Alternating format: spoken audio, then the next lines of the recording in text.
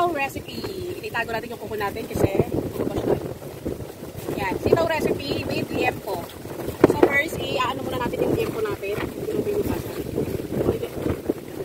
Gagi, lakas ng hangin. Maluto kaya ito? Kami lang hindi. Yung liempo natin, 1 by 1. So ipapakrispi lang natin yan siya. Natin siya.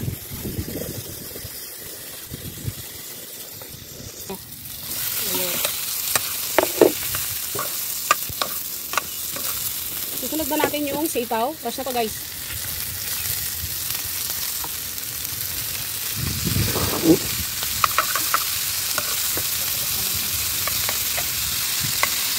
Yung liempo kasi nagpadami.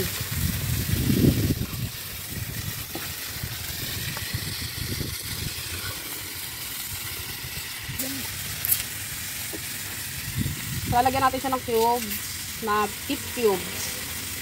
So, isang buo yung ilalagay ko. And then, asin.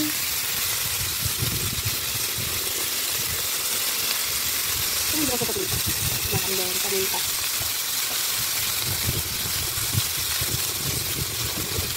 Lagyan natin siya ng konting tubig.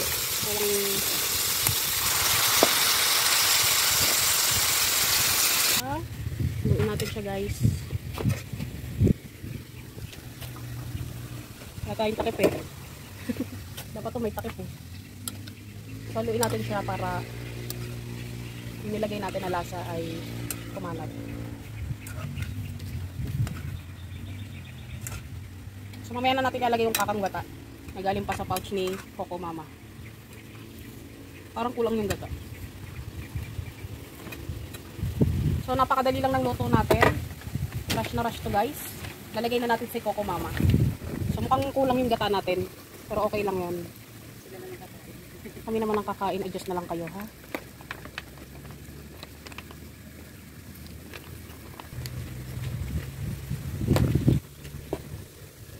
So halo-halo.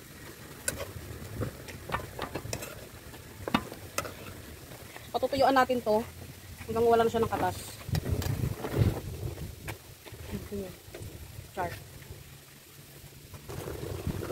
Char tuyo.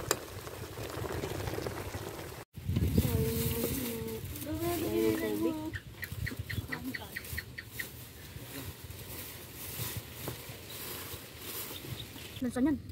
Ano nga, kinakain nyo na ano. Dito mo na sa gilid, Dog. Ito, lagay mo yung kanin mo. Huwag mo naman dami ito.